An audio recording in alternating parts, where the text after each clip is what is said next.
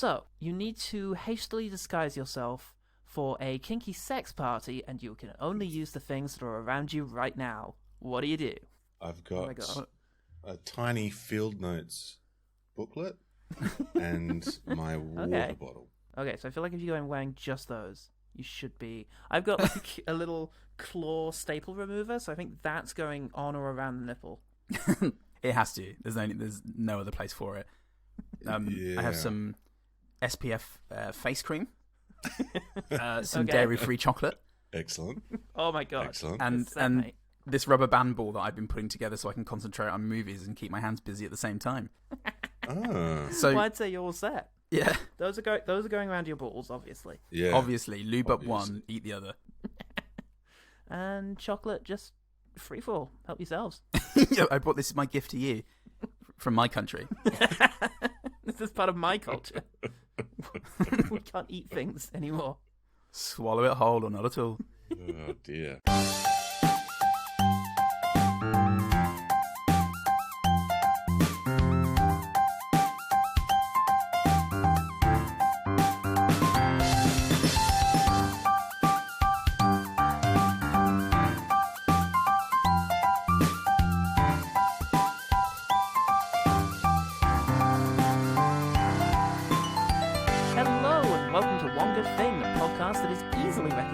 From its tattooed left testicle. It's around the back of it. I'm Paul the Guy Salt. I'm Paul the Full Goodman.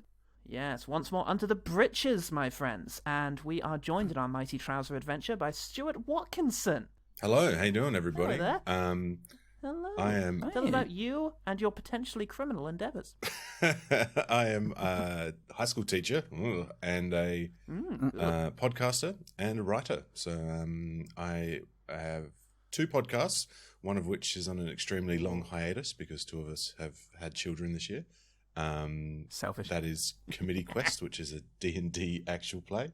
Ooh. And then the Dungeons and Dragons Lorecast, which is with Robots Radio Podcast Network, where we just talk about all sorts of D&D lore, which is, think of it like a history lesson in a fictional world. Exactly what I always wanted. Exactly. Pretty much why I studied history, because a part of me was hoping it would be that.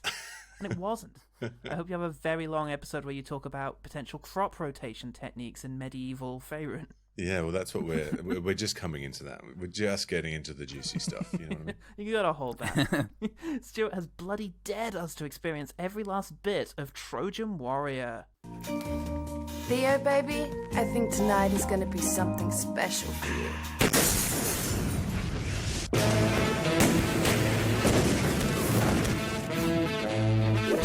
It's your charming cousin, Theo.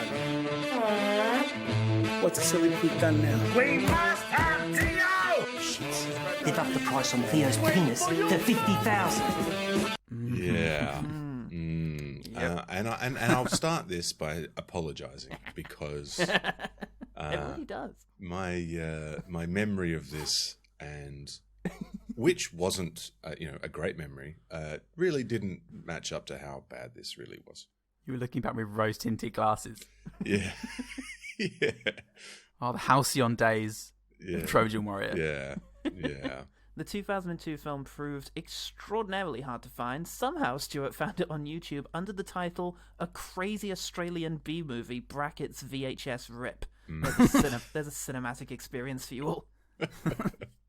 Yeah. I did link everybody to it this time, so I'm sure they're all watching it now, getting ready to give us their good things. Yes, I'm sure they just have a whole hour and a half to completely waste and never get back. They'll do it for us, the OG team. They will, they're slags. They love that sort of thing. It is also on DVD if you care to spend £15 or $30 on it. But it feels to me the VHS Rip is more fitting somehow. Yeah.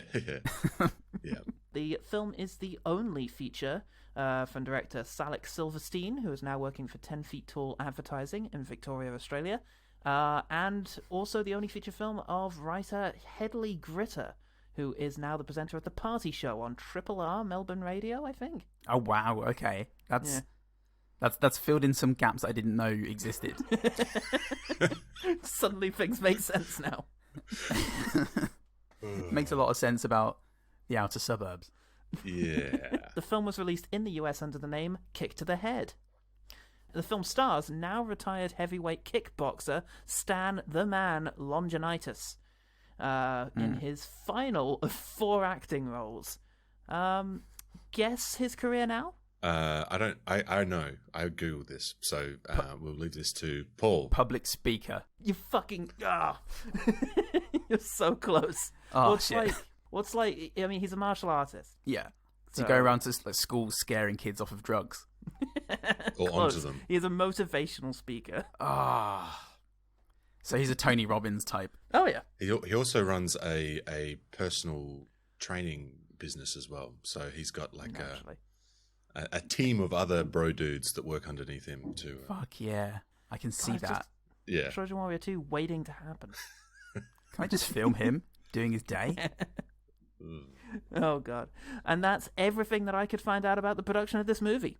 Yeah, there's really nothing, hey. It's like Yeah. there's nothing out there. It's so bizarre. Screen Australia have a page on it, so I assume they were involved in some way in financing or like maybe just distributing. I'm not sure. But Yeah. they haven't owned up to anything. I mean, I watched this at the cinema when it came out in 2002. Wow. Yeah.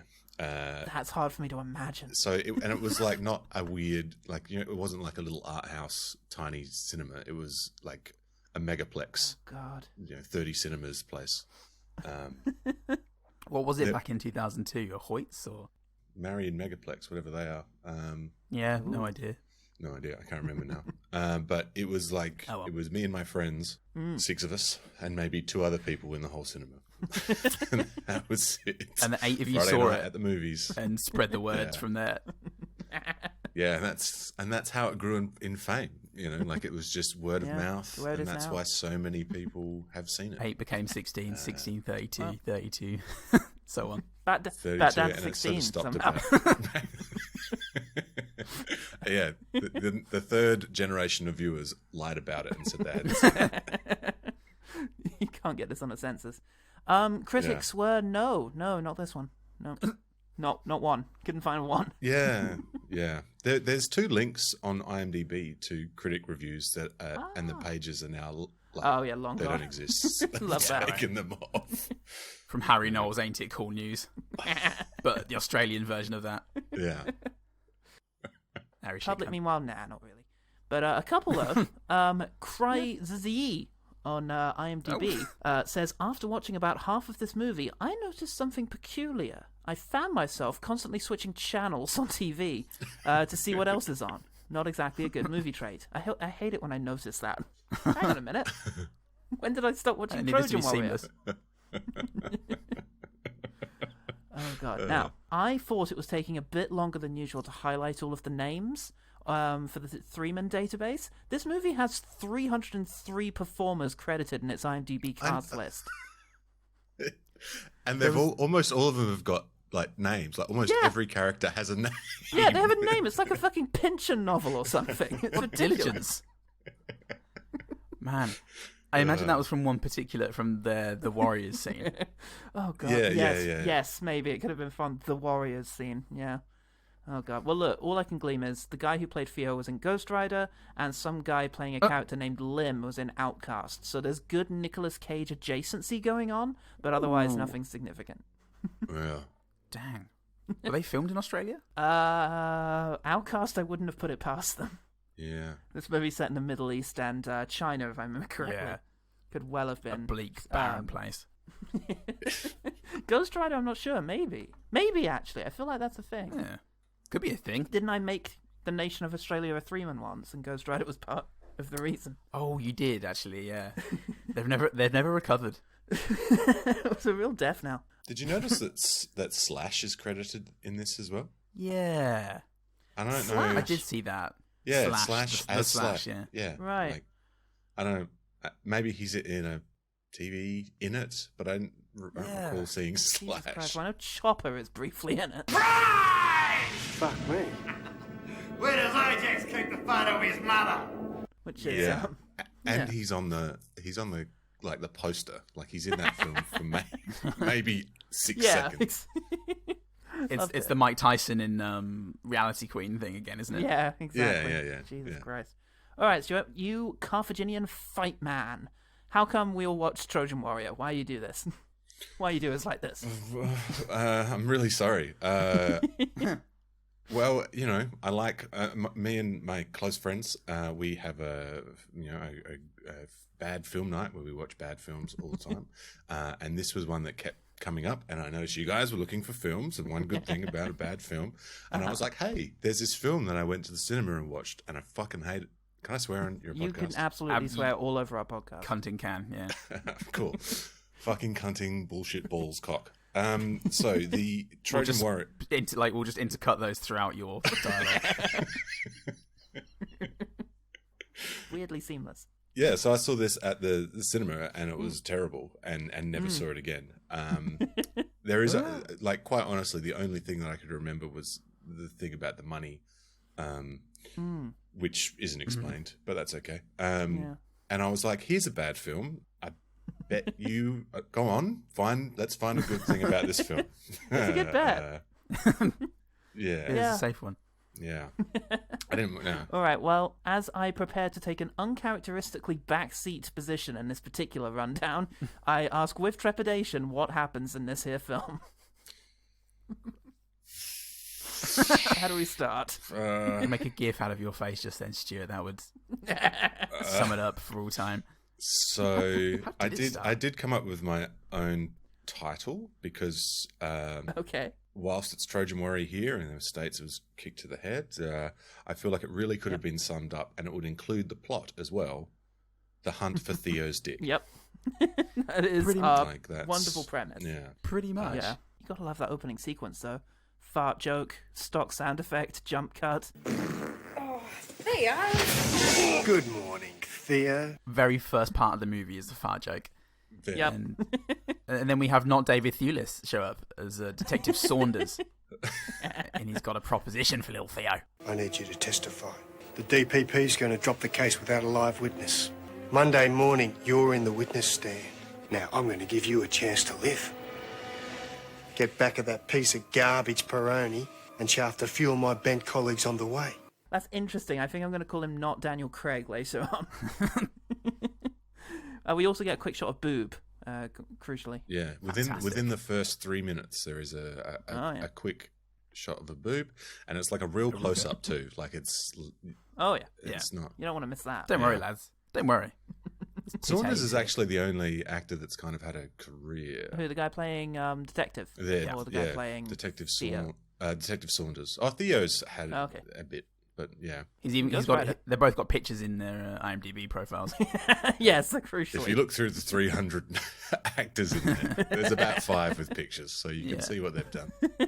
Well, okay, so detective shows up. Theo is what exactly? Just a guy in the mob? A bag man. He's a bag man. Man. Moves money and babes around, I think. Right. Yeah, he explains that he comes with bread and women for when the mobsters. Bread and women. And Theo would deliver the bread and the honey and whatever they wanted. Whoa. Yeah, and I think by bread he means bread? money. Yeah. I hope not. Not in the Jesus sense. Brioche. Tiger bread. Yes. Help yourselves, lads. This one I baked myself. It's a sourdough. You got any pan au chocolat? Fuck yeah, he's gone trendy. You got to keep up with the Melbourne gangsters. So the detective shows up and is like, "Hey, betray everyone you know and this lifestyle that you're in." And he's like, "Oh, yeah, sure, do that." Yeah, okay. Yeah. So he goes to Grandma's basement in order to shoot a failed TV interview with a mafia informant. Yeah, because that happens. Actual newsreader or TV presenter Naomi Robson. Wow. Who's still at large today. Yes, she is. Yeah, at large. Yeah, no one could stop her. No one knows where she is. This film is kind of, if you weren't growing up in Australia in the 90s, there's heaps and heaps of actors in this that are semi sort of B-list celebrities that they've just sort of crammed in.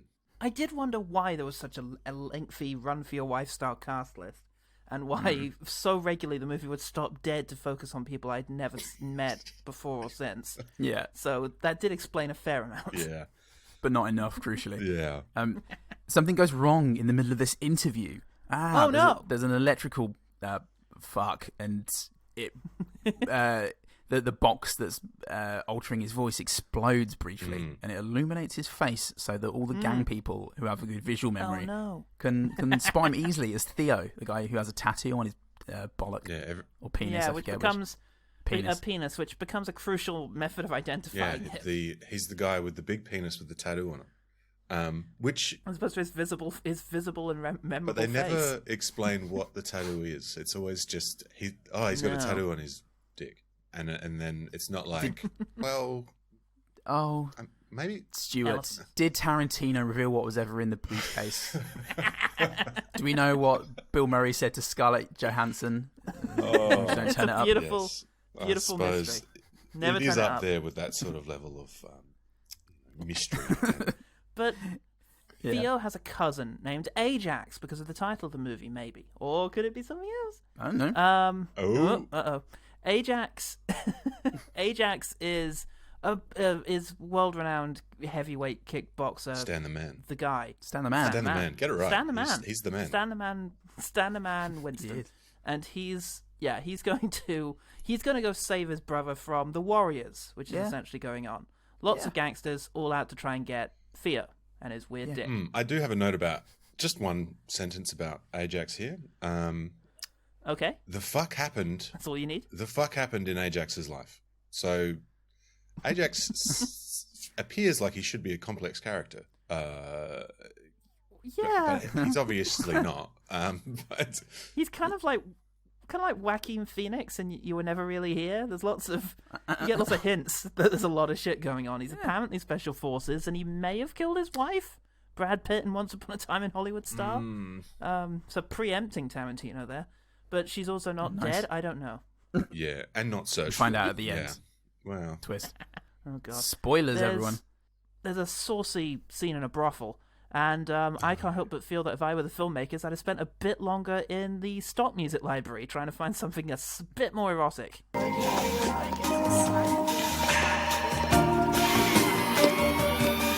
Yeah, some of the music choices are really bizarre. Like the chase scene with like that sort of poppy rock song. I can't remember what it is now. Rock and roll and you're still doing it now. Go past Jimmy. You remember how? He'll take care of it. Yeah, Public Domain is what I wrote down about the soundtrack for this movie. Yeah, not a dime spent. Worth every penny. So they escape danger on a motorbike for a bit. After, I swear to God, replicating the poster for Juice Bigelow, Male Gigolo. Oh, thank God. I'm sure they do that. Yeah. Yes, they escape. And Ajax is there with his bike that's way quicker than the plug-in gunshot effects the bad guys are using. And so they're able to get away. Thank Christ, because the escapades and the japes that we're about to witness... Oh my God, so many escapades. Please don't think about it. The gangs are looking for him. Yes. The Warriors are all... Well, not the Warriors. No, the people who are looking for the Warriors are looking for him, crucially. I've seen the Warriors. A large crowd assemble in a pose for what is very obviously a photo. Oh no, they were meant to be posing naturally. Whoops. Some of them go off to look up the skirts of nurses. Yeah. What the hell is that? I feel great about it either way. It says, I think all the women are credited as factory girl.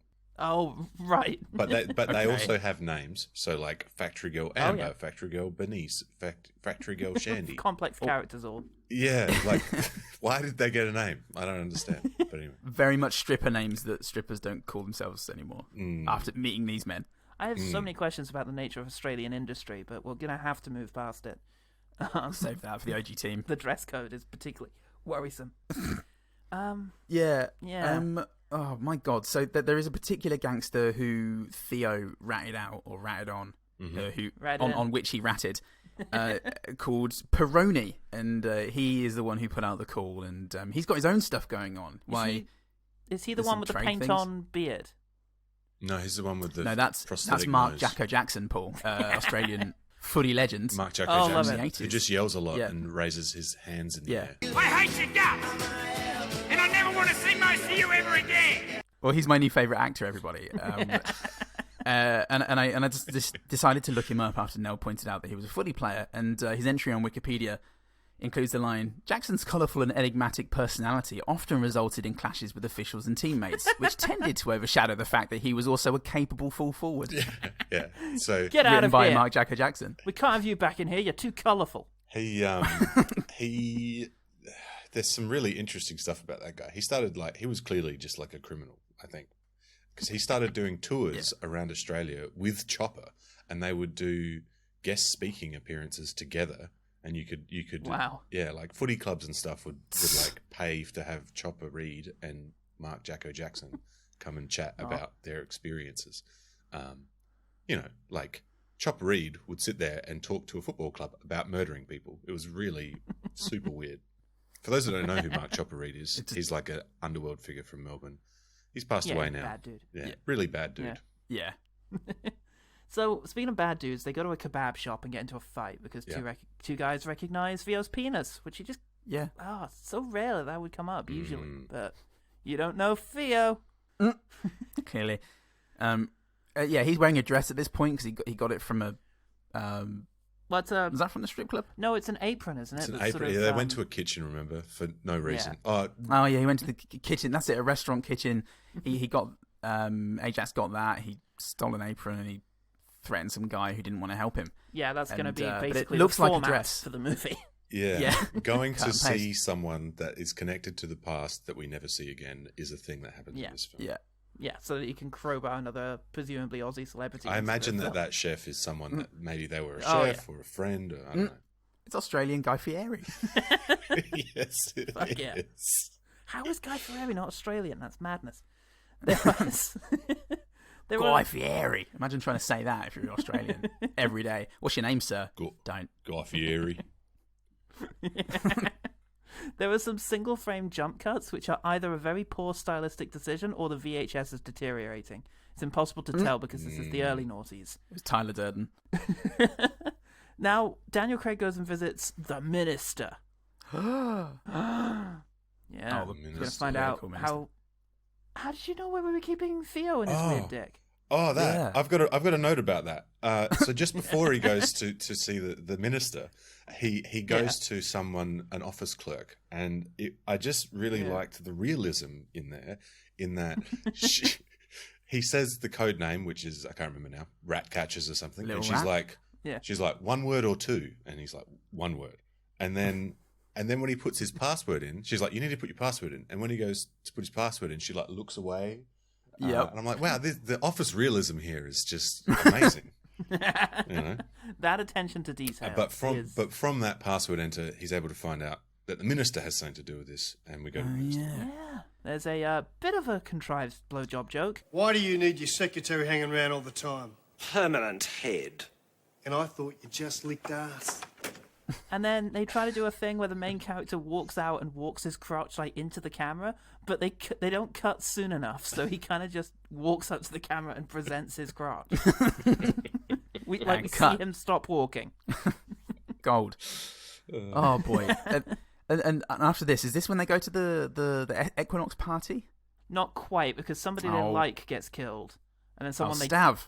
Yeah, Stav, his friend. Yeah. Stav, no. I'm sorry, Stav. What? So he gets killed eventually, and then they go to a restaurant in order to threaten a dude. I am having to rewind a lot, I will point out. But actually, fuck! Before they go to the party, I think they go to the dock and get into a fight with fez-wearing guy. I've written here fez guy. Like, so one of the things they're really trying to highlight in this film is the different heritages in crime families in Melbourne. So like, there's a lot of Turkish jokes and Greek jokes and Italian jokes. It's a rich tapestry of a country. Oh, it really is. The Turkish guy is wearing a fez, obviously, because all Turkish people wear fezzes. Everyone I know. And then, they open that container, and there's all women in there that have been stolen. Stolen, imprisoned against their will. I reckon it's time for some great sex jokes. Yeah. There is a heaven. Where were you grabbed from? Excelsior Hotel. Last that I remember were with these band guys. I assume you ladies are going to be okay now until the cops arrive? You bet. Theo, come on, we've got to go. What? You got to be joking. I've had fantasies about this forever. Conan style. Come on. When am I ever going to get a chance like this again? Yeah. Listen, I've dreamed of moments like this, being around traumatized women. I've written here, sex slaves, and then dash, Theo is horny. I'm like, man, these people are tied up and about to be exported. This is not the time, Theo. Lad joke? Question mark? Why? Catching up with the bad guys, you might be able to help me out with some names here. Italian stereotype mobster meets with thesaurus guy. I don't feel like experiencing the sensation of the visitee at the moment. I possess feelings of unease. You assured us there was no way your legal difficulties would ever see the inside of a courtroom. Yeah, that's so. Yeah. That first time he speaks is like, what are you saying? But then on his desk, there's actually a thesaurus and a dictionary. Yes. That's cute. And that's Henry Mars. So Henry Mars was like a jazz band guy. Like he's like a well-known. There's like biographies written about that guy. He's like Jules Holland. Yeah. He's Australia. like a Melbourne jazz scene star. Fuck. Yeah, right. Okay. Well, good for him. He makes an impression. He's memorable. Unlike the other, most of the other 301 people in the film. So, yes, at this stage they go to a perfectly ordinary Australian household having a typical Australian dinner party. Yeah, which is I've written here like it's like it's the underworld, so clearly weird, sexy stuff happens. BDSM parties, and this is when I realised that this is effectively sexualized with the Potato Men, but crime, and I feel really good about this. But Theo has a room here. He lives in the house. Well, I think he said something about he's got a girlfriend who's a chef on a cruise ship, the Sea Princess, and he stores all of his information on a floppy disk. There's a big joke about a floppy and a tattoo on his dick. Like a cock. Yeah, like a cock. Yeah. I feel like so if you just said like a cock to any joke in this film, it would probably it would be correct. I see you're a man who understands subtext. Oh, Christ. Anyway, it wouldn't be a 90s style crime thriller if they didn't go and stop by with a elderly, usually Italian family member. Damn you, Scorsese. I get Major Geely flashbacks as he goes and visits his mum, I think, to drop off Theo. Yeah, interesting. I definitely got Gotti at some point. Got Gotti. Yeah. Yeah. So they're in with the family now, and Theo's there whilst Ajax goes off to do whatever bollocks, and Theo is reunited with the girl he knew when they were younger. 18, are you? 17, says the mum. Oh, yeah. Close enough. Great. Close enough, yeah. Yep, there's a bit of grabbing and pinching goes on. Gotta love that. Thomas they are about to do a fuck later, but thankfully Ajax is a true hero and comes along to stop that. Stops him. But not before. Doing all kinds of hero shit. I can't remember what he does, though. Well, I'll tell you this. Missing? Checking in with villains again. Well, not villains, no. Cop guy. Goes and visits Saunders, hologram Chopper, and then Two-Face and Anonymous. Mark Gatiss. Yeah. Yeah. The Oracle. Is he the Oracle? Is that what it's called? And he's got the Matrix like screensaver on his computer. Yeah. So they clearly just like the Matrix. It's 2002. The Matrix is a good film. Fair enough. There's a semi-good office joke in there that I liked. Oracle just. Oh, sorry, Jay. I didn't know you were busy. I'll email you in a sec. It just tickled the crap funny bone in me. Oh, shit. And then, I know. Sorry, everyone. And then that's the end of that bit. Off you go. That's the end of that scene. Yeah. Maybe this will come up again later. Yeah. Kind of does. It does in that they show him again. There's a few more scenes, and then some guys I recognize attack a building, causing a CGI explosion in a car park, and then a guy steals all the CG money. Shit. This is this genuine reflection of my level of understanding as I'm watching it this. Really. So I've written here that the last 20 minutes are a blur, and I've just got like money. The money changes. So like the CGI money is the current money we have in Australia, and about that time we were changing from paper money to plastic money. So there's a scene after the money's sucked out, and it's our old paper money. So they've They've CGI'd plastic money, but they're using our old paper money, which was very funny. Anyway. There are many more scenes of Mark Jacko Jackson walking around and just screaming incomprehensible profanities at people. There is a guy in a bin. He chucks a guy in a bin, and it's great. And there's a scene where the Warriors does finally happen. The Mark Jacko Jackson's gang fights a bunch of... I assume they're racist. Yeah. I assume they were like Southern Cross types, but they all had Confederate flags. I had to go back and rewatch because I didn't understand that. And that's because it doesn't make sense. They were like bikers. Yeah, this is after Ajax gets captured and interrogated as to the location of T.O. We need T.O. Something explodes, and Ajax attacks some of the men who are near him. And then, manages to run away and orchestrate a fight between mobsters and a biker gang. Yeah, they're like skinhead racists, and I think it's because a lot of the people in this film were in a film called Romper Stomper, which is a film about skinheads, which has got Russell Crowe. Which is a great film. It's a great horrible film. It's a horrible film, but it's actually a well-made film, It's about terrible things, but it's well made. Sure. Yeah. So I think that's what that is. They're like, hey, look, we also have skinheads, so we must be a good film.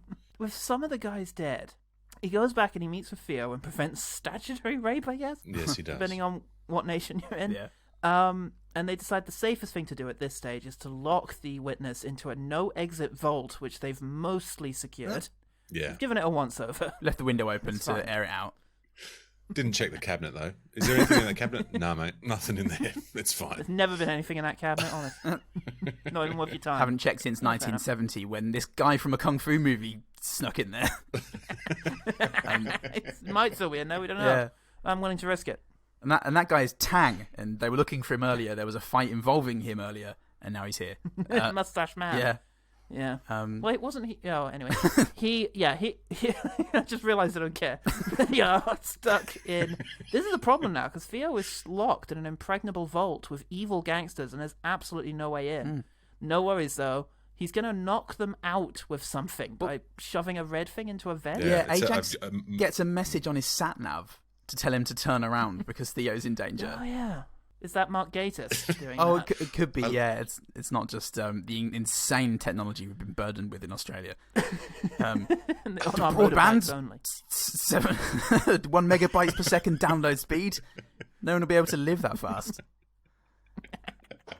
So, yeah. So where does the red stuff come from? That's Ajax. He's got a little vial. He's got a little thing that he slides in there. It's not explained.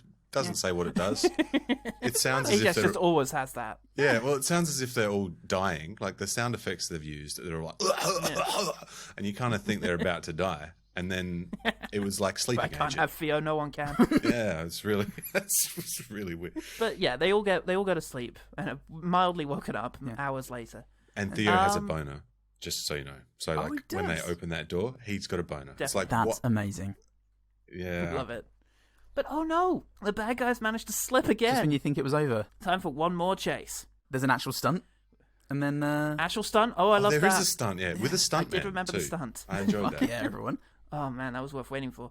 But now's this. The climactic fight between Ajax and... Who's that? Tang.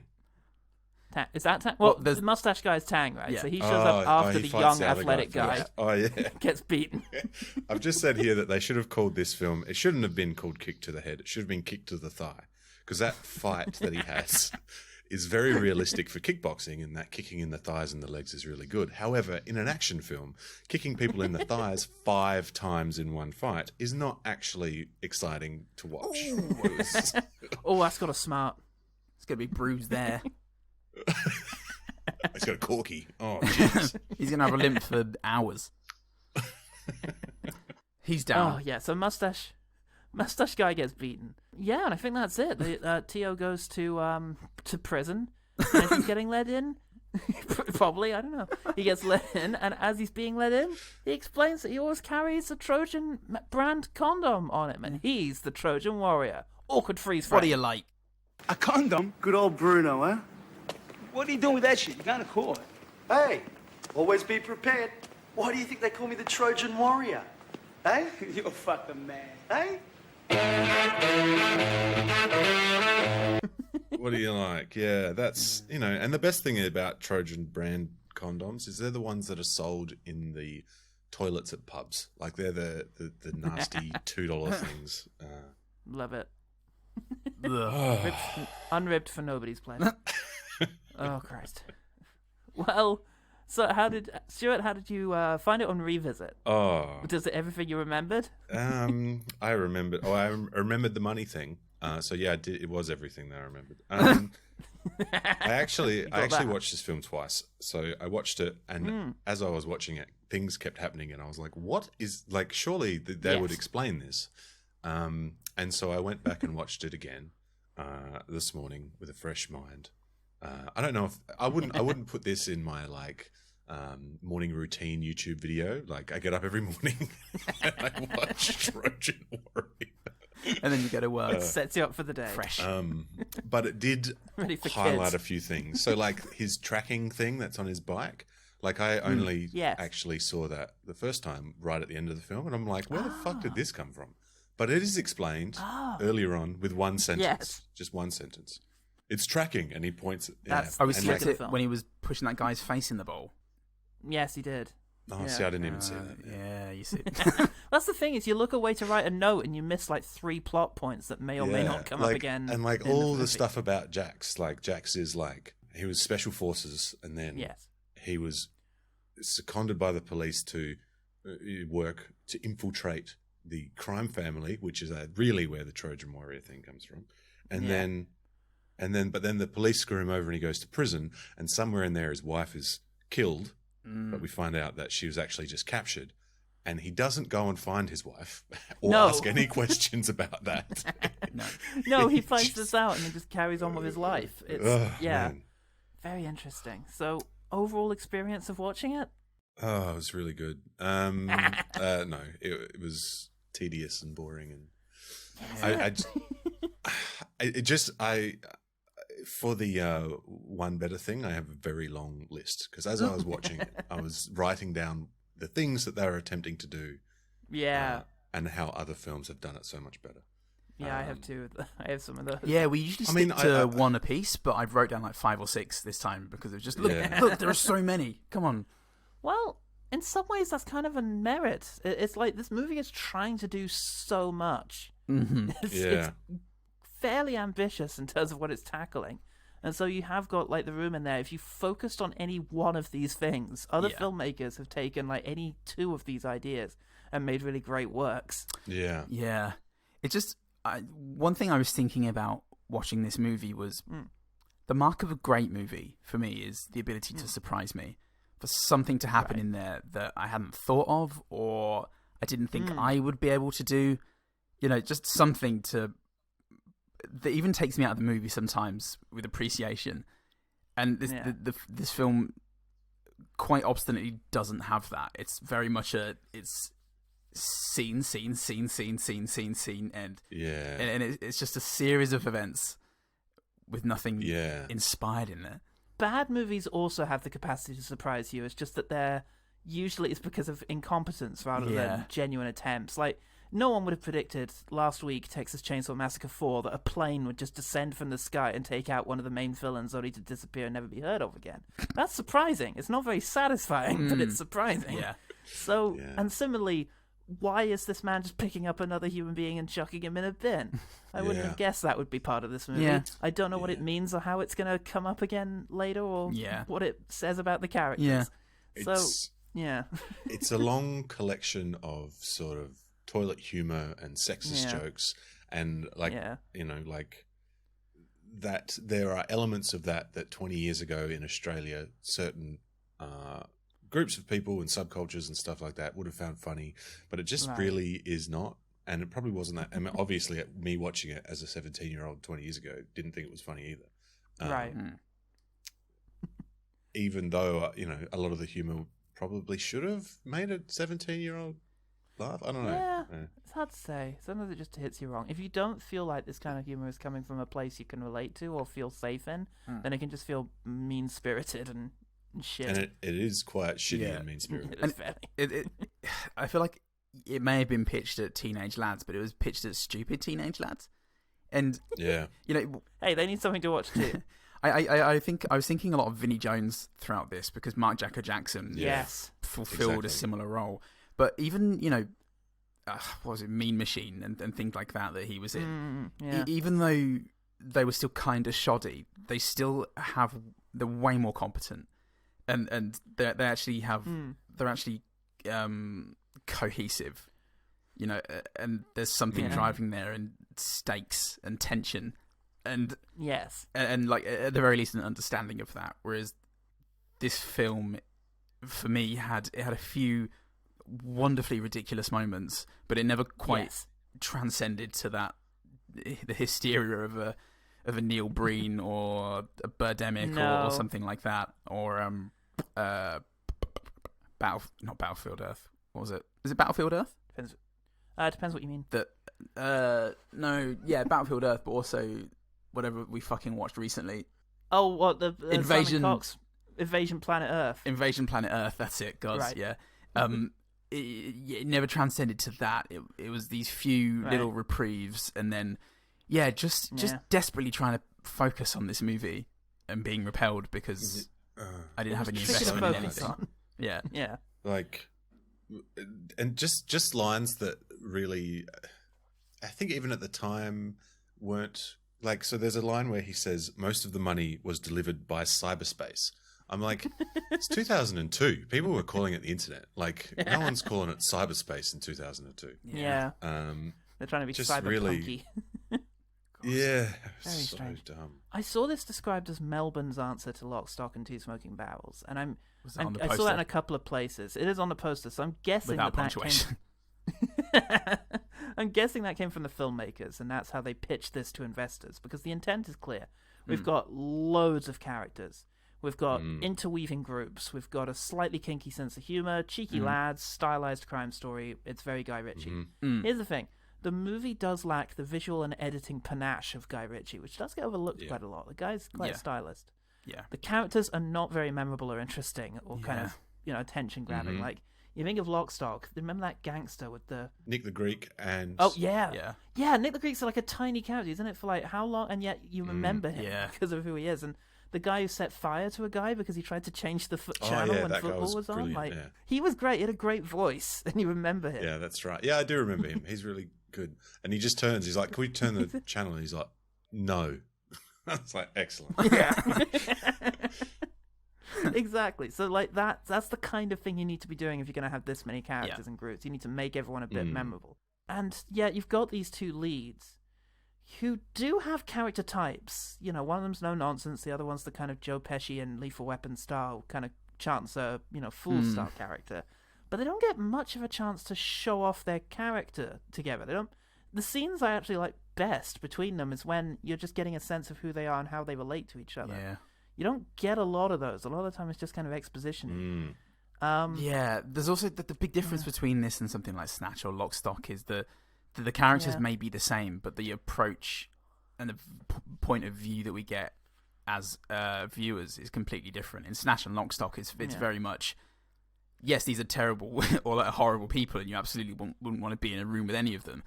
And isn't this entertaining? Whereas this very much felt like, fuck yeah, isn't this cool?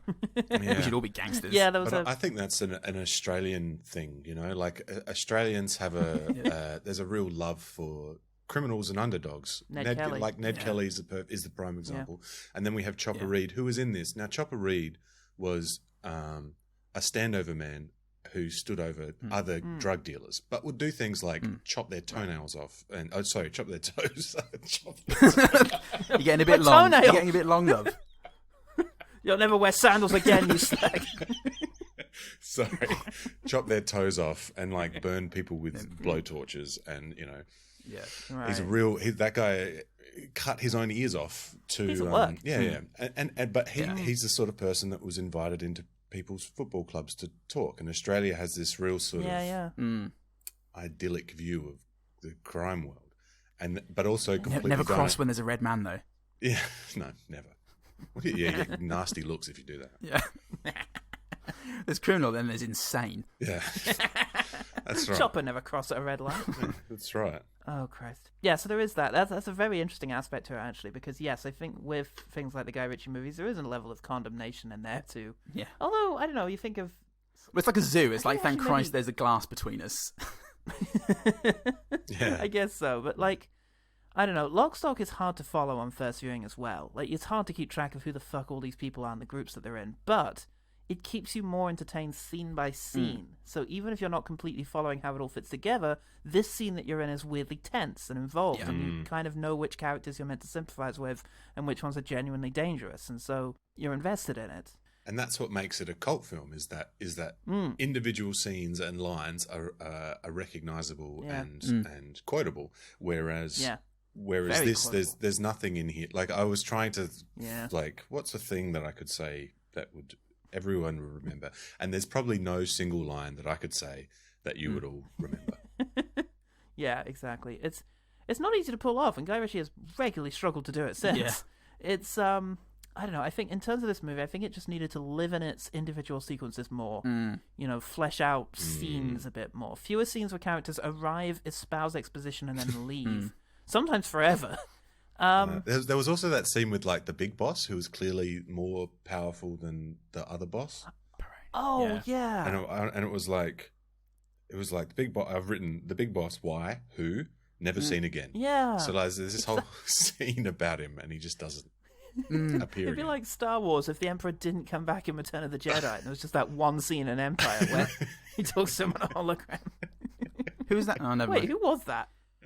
Having said that, though, my quickfire list is pretty long.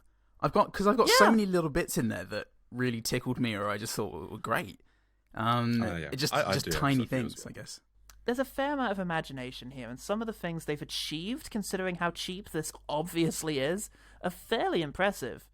And yeah, it's hard not to take it as fairly insincere, because it does feel like they were trying to pitch this at a certain crowd, as you identified. But yeah, as an entertainingly bad movie, it's not quite up there, because it needs more weird choices, more hammy performances. I think your footballer guy with the painted-on beard, was hitting the tone quite well, I think. I think no more of that. Needed more, please. And even less technical competence would help move it into the echelons of really, up there. But yeah, like I say, I've got plenty of quick fires too, so unless either of you have anything more to say, let's start talking about what we liked. Yeah.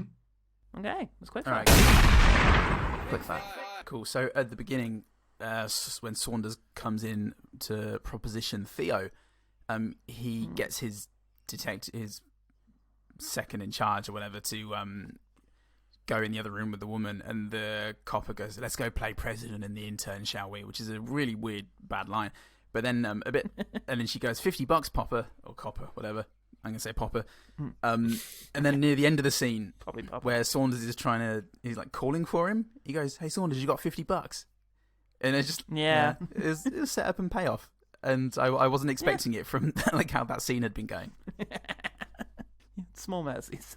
At the other end of the film, the final scene, the final fight with Tang, has actually got some pretty good cinematography. Like, they actually moved the camera around a bit and show us different angles to, as far as a real low budget film, I think they did a really good job with showing the pace of that fight compared to the other fights in that. Because they've got at the time was one of Australia's best kickboxers, or the best kickboxer, and there's only 4 times he does anything that's fighting. Yes. Yeah. It's surprising. Yeah. But yes, and the guy he's fighting, I think it's around there, does like a pretty good, like, intimidating opening move. Like, he does a couple of twirly kicks in order to be like, "Hey, don't fuck with me." Yeah. And those are quite good. I enjoyed that. Yeah. I think Ajax is good in fighting in general. Good in fighting. Good in fighting. Yeah. Okay, early on they've got a good prop, which, again, considering how cheap things looked, I thought it was the silver Beretta that the cop stuffs in the Theo's mouth. Pretty good looking prop. Wasn't obviously a BB gun. And then there's some good squib work when Theo's in the safe house and the guy barges in and shoots the 2 cops. There's a little bit of practical squib work which took me by surprise. I'd have bet money on a late Robert Rodriguez style CGI blood spurt. Yeah. But no, they actually did some squibs. Good for them. Nice. It's probably easier and quicker to use the squibs than do anything on Windows 95. MS Paint. Yeah. I'd like the conceit in the safe house of the copper getting every question wrong on that quiz show. Which famous canal was completed in 1869? Panama. Murray? Suez Canal. Suez is correct. Who invented the telephone? Thomas Edison. Madge? Oh, is it Alexander Graham Bell? That's right. Where would you find the Aurora Borealis? Rome. The Arctic Circle. Arctic Circle is correct, Madge. Which country is divided by the 49th parallel? Japan. Murray? Korea, Jeremy.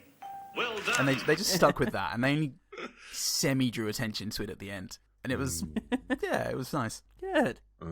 I liked the attempt to display the Melbourne underworld, because Melbourne does have a pretty huge underworld, and I liked I did like the idea, and I think I can remember as a teenager going, oh yeah, these are all like the different heads of gangs. I'm like, this is cool. So, you know, we've got like the Maori gang and the Italians here and the Chinese gang, and I was like, okay, awesome. And I liked the idea of that, and that slowly, it quickly, very quickly, just fell apart. But I did like the idea. One of the guys, and I don't know who it is, has a snake tattooed onto his hand, so that when he grabs people, it looks like the snake is biting his neck. That's Anaconda. Right, that's Anaconda. That makes sense. Well, it makes sense. Yeah, that does make sense. And yeah, that's Ham-fistedly cheesy, but I enjoyed it. I actually quite liked that character. Like he was like the pimp. I believe, based on a line that he says at the end of the film. The slut farmer, yeah. Slut farmer. He gets really offended by that. Oh, God. Oh, I say. He's really offended by that. I think that he was the one organising the women to be stolen and sold into slavery, because he says something about, I lost heaps of money.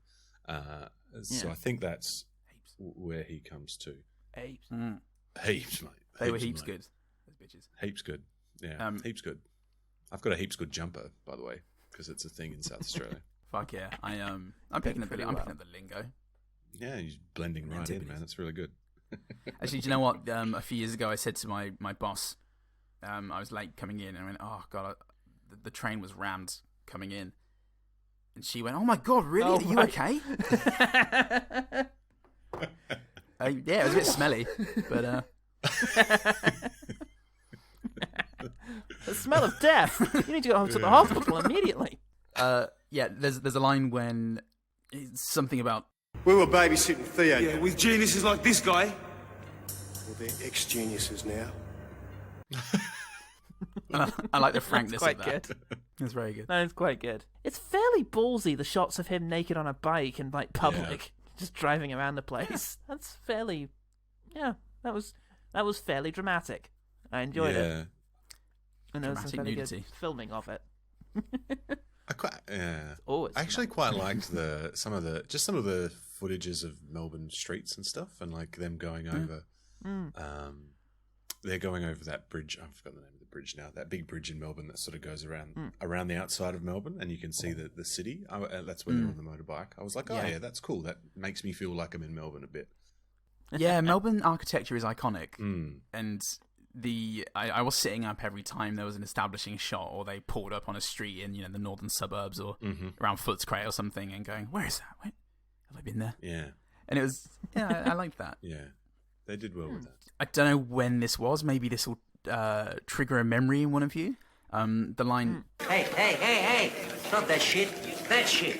Table 15. Oh, that's in the kitchen. I was going to say the same thing, because that's literally what. I worked in kitchens for about 10 years, and that you'd often have like, not that fucking one, this fucking one, and stuff like that. I thought that was good as well. That's it, yeah. The waitress was picking up a thing. Yeah. The chef said, not that shit, that shit. Yeah. Pointing to something else. Yeah. I liked the, Chopper Reed's bit. So the thing, like, that's probably the most realistic, scary thing in that, and that's because Chopper Reed's not acting. He's just being himself and doing something that he would have done. And I'm really, it's a shame that he's a hologram in that, because he might have, I don't know, maybe he was still in prison. I don't know what the deal was in 2002. Oh no, he couldn't have been, because they filmed the Chopper film before that. And I also liked that in the credits, that character is called Eric Bana, who... With a K? Yeah, that's cute. Yeah, with a K. And Eric Bana played Chopper, so that was good. Yeah, that's quite good. The guy's speech to the crowd, I put that guy was really good. I think that is football painted beard Yeah. guy. I Jacko. refuse to learn names in general. Jacko. But we got a day and a half to find that weasel Theo. It would be nothing if Ajax wasn't looking after him. Now the man wants him found, and you filth are gonna find him. Yeah, what's that got to do with us? And then he says to them, "You gotta find him." And someone in the crowd says, "What's that got to do with us?" Well, as I say, you've got to find him. Oh fuck! I love the guy giving directions to the stripper. It was horrible. Who's just sitting there and going, "Now turn around." Oh, yeah. Now turn around. Bend over lower. Lower. I need seafood. Bend over. And Oh, yeah. Yeah, he was so Take unemotional. it off. grim. Take it off. Yeah, Further. yeah. He just kept saying, "Take it off." Oh, yeah, that was terrible. Yeah. I'll have stuffing the guy into a bin was pretty great. Yep. Just up, over, into a bin. Yep. Pretty seamless. Really sort of enjoyed that. anti-Donna style. Yeah. But maybe with a real person. So Tang in general, straight out of a 1970s kung fu movie. He had the facial expressions to go with it. It's fantastic. Yeah. I like the idea of Theo's sort of assembled outfit. The idea that his outfit is being built up as they go to the weird places overnight. So he's got the apron from the kitchen, the weird trousers from, that place, a coat he's picked up from one of the other adventures. And yeah, I like the idea that he's slowly assembling an outfit. Yeah. I did actually That's take cool. a note. Like, why didn't he just get dressed? Like, he went to a house. He could have maybe. Oh, that's true. He went to his home. Yeah. Jesus But Christ. anyway. Yeah, just get some sleep. Well, you just forget about all this. Yeah, look, Ajax was actually quite entertaining watching him fight. And the camera sometimes tried to stop us enjoying it. But yeah, he was great. Every time you saw a punch land or a kick, it was effective. The idea of picking up a dead chicken and menacing a guy with its beak is quite pleasing. Yeah. Tang? That was... What are you like? Oh, what are you like? Like the 70s. And then like that kind of Lock Stock music plays after it's done, and as he cowers and hugs his granddaughter, and they cry. Aww. There's a cop at the beginning with a Bronson-style mustache. Yeah, That that was just like a stick-on one as well, like a real... That's kind. Oh, yes. Yeah. Jesus Christ. There's a piece of stock music that they use when things are sad, which is just like, it sounds so much like it's going to turn into a track from Old Boy.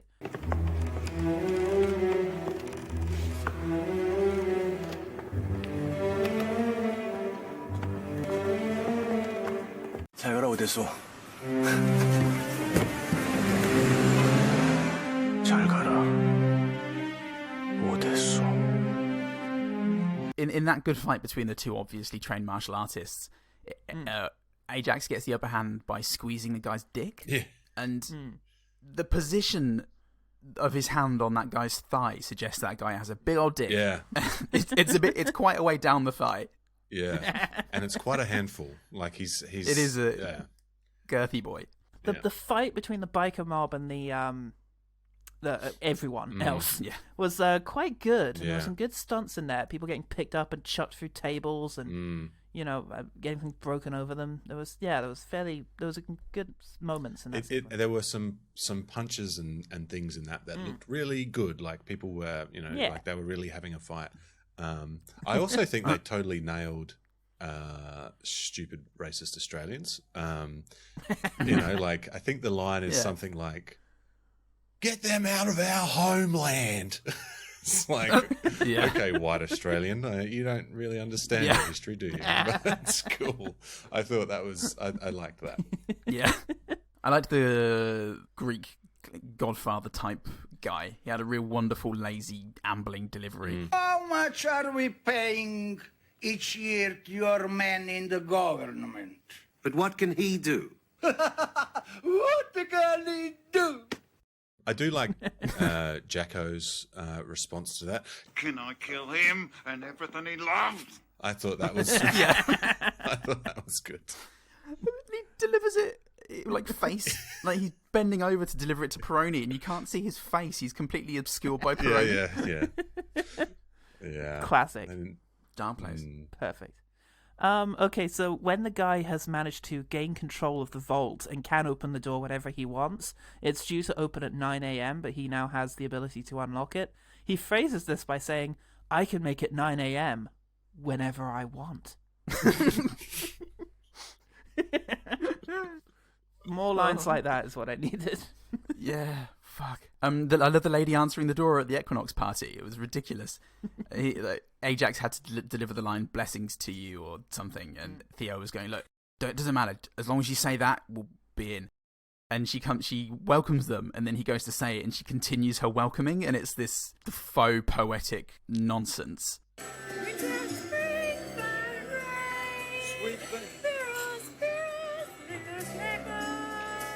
Sweet blessings. And yeah, she just delivers it. What's the word? Just completely readably. There's no layers there. It's just a line she was given, and she just sings it to the camera. It's amazing. Yeah, we've got to talk about the stunt that they had. Jumping over the car. That was a really good stunt. That was great. Yeah, he kind of just dives over the car onto concrete. Like he gets a foot onto the bonnet as it's coming at him, and then does a leap off there, and it looks great. He did stunts in in a couple of the other movies, I think, that he's credited for. So. Okay. Yeah. I feel like there must have been a discussion at some point that was like, oh, you got Stan the Man, so there's going to be like a heap of kickboxing and fighting, eh? Like, he's got a motorbike. He does a bit of fighting. Like, I feel like for basing a film off of your lead is a world-class kickboxer. I just wanted more of, because it is good. He's fighting it. He's a good fighter, and it would have been great to have more of that. Because he looks cool fighting as well in that jacket. Yeah. Certainly, compared to my final note on the whole thing was there's some good moves when our hero is beating up the elderly Asian man at the end of the film. So, by comparison, I think it was he looked pretty good. The first guy. Oh God. There's a lackadaisical thwack the dominatrix gives Ajax as she passes him on the stairs at the Equinox party. She walks past and just very lazily on the buttock. And that's it. That's the end of that bit. And the Oracle, I liked his performance, so it's very interesting. Very interesting delivery. Welcome to our world, Detective Saunders. If you knew who I was, what's all this bullshit? Some things we just do for our own amusement. And what's more important than that? Yeah, very tweaky, and it was interesting. And I liked the crapness of the Matrix screensaver and the fact that he's got like a staff who are just salarymen working around him. And that room that the salaryman comes out, and in that room that other guy was in, there's just all screens all over them. And it's clearly like just like a green screen selection of screens. Yeah, it was really playful. It was really fun. And then at the end of that scene, so that when they bring Saunders in, they put a bag over his head, and these goons drag him in to meet holographic Mike Chopper Reed. But then at the end, when it's time for him to leave, the goons like approach him from behind, and just before they put the hood over his head, they put his hat back on his head.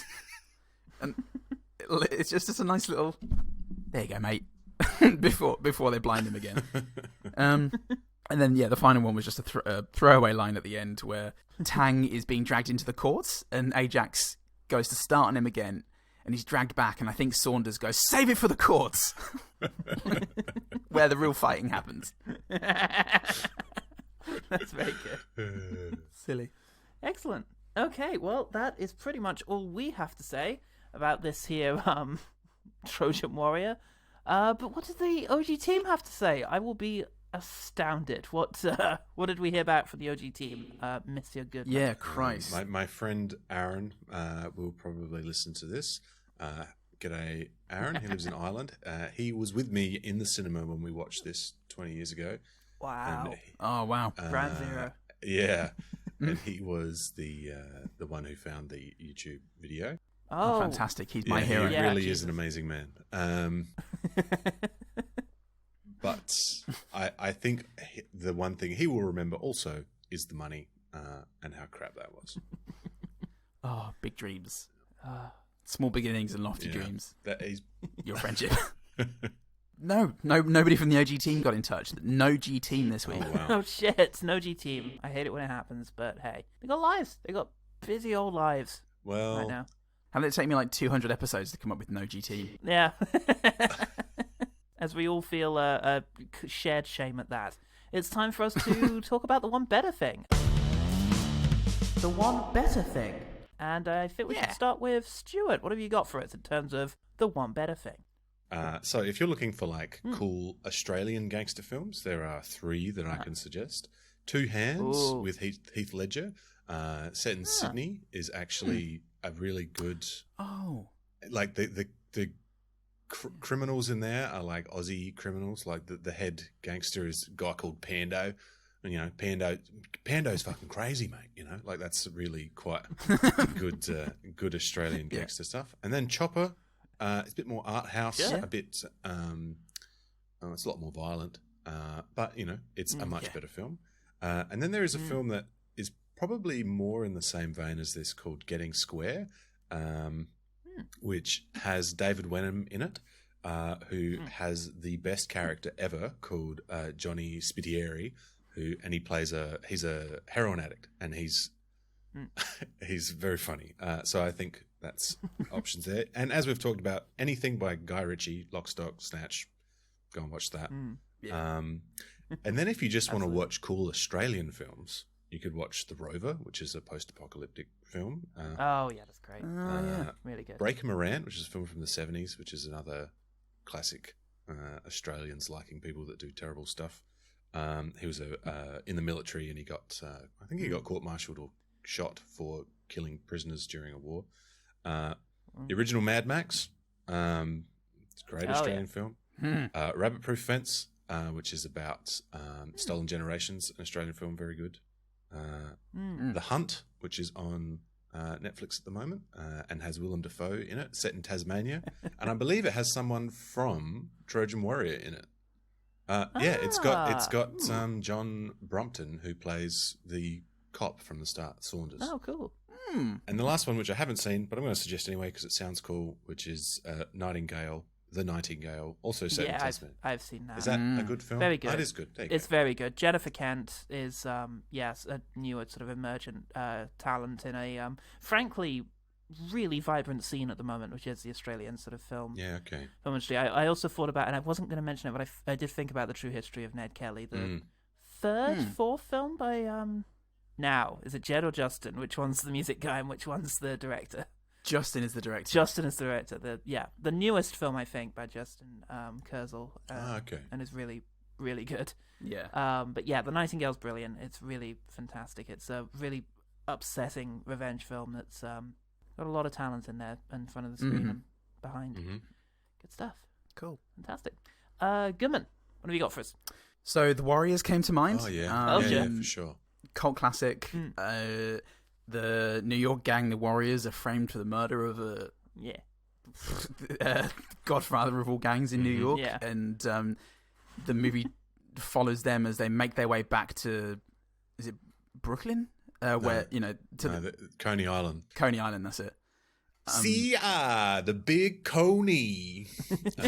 To describe the nature of the guy they kill, he was like bringing the clans together, and in my head, the only comparison I could think of was, he's like the Mance Raider of... That's useful. Cyrus. His name's Cyrus. He's like the Cyrus the Virus. Of, that's exactly it.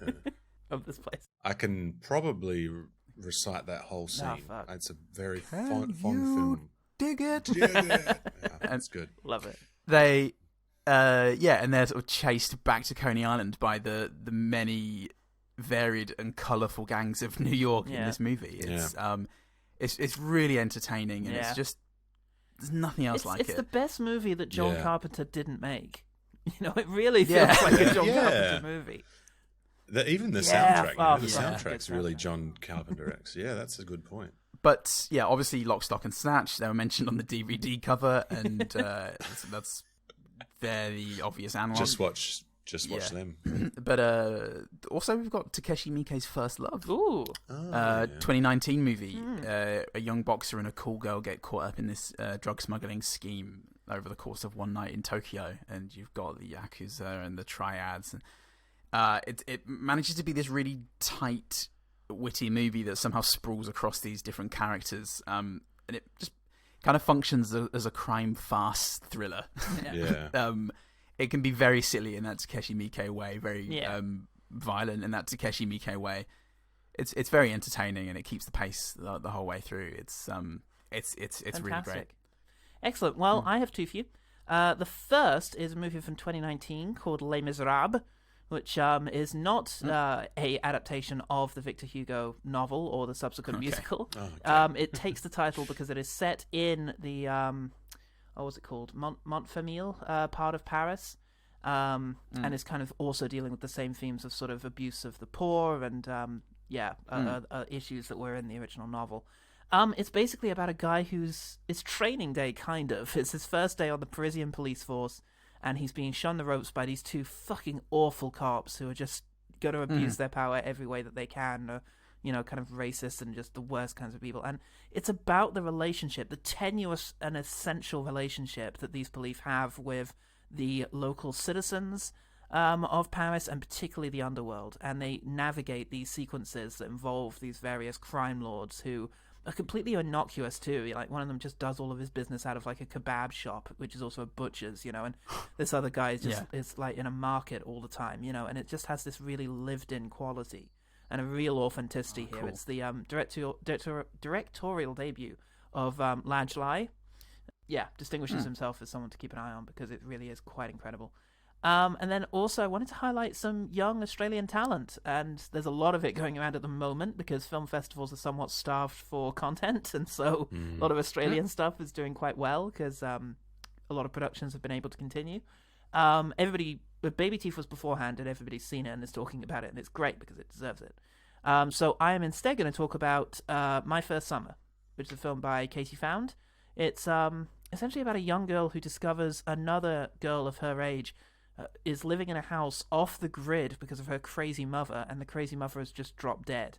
But because the mother was so paranoid and sort of off the grid, nobody even knows that this girl exists. And so she's able to just kind of continue living in this house, and the two girls eventually sort of form a relationship. And it just has that really beautiful intimacy and feeling of first love, specifically the idea that, you're kind of discovering it all for the first time, that nobody's ever done this before. It articulates that really well, and the sort of forbidden world that it can exist between two people. So, right. My First Summer by Katie Found was really great. And those are all your One Better Things. The One Better Thing. Okay, so, Stuart, how can our listeners find out about your podcasts and other stuff? And thanks for coming on. Yeah. Thanks for having me. That was really good. I'm glad I could share that horrible experience with other people. Loved it, and so is we. And we can all lie about seeing it to others, and slowly reduce the amount of people that have seen it. I don't know what you're talking about. You can find me on Twitter at Stuart Writes, and you can find my podcast at D&D Lawcast, and all the podcasts connected to us. At Robots Radio Podcast Network. Fantastic. Cool. Good stuff. And Goodman, what if they wanted to just know more about all of this? All of this! They can fuck off. Play credits. But if they come back, you can get in touch with us, OGT Pod, at Twitter and Facebook. Send us an email at gmail@ogtpod@gmail.com. We have a Patreon, where for as little as $1 a month, you can get exclusive access to weekly content, such as the next installment in 50 Pools of Shade. Yeah. And coming out this week, a sneak peek preview uncut special of Texas Chainsaw Massacre Part 4. Return of the Texas Chainsaw Massacre. Texas Chainsaw Swore and Uncut. No, it doesn't work. Raw and Uncut. All of our mistakes still in there. And like this one. Yeah. Thanks to Nathaniel DeBell for becoming our latest patron. You're an absolute hero. Just like all the others that have patronised us in the past and condescended towards us, so that those people will be lesser remembered. Excellent. I'm Paul Salt. I'm the other one. And I'm Stuart. How you going?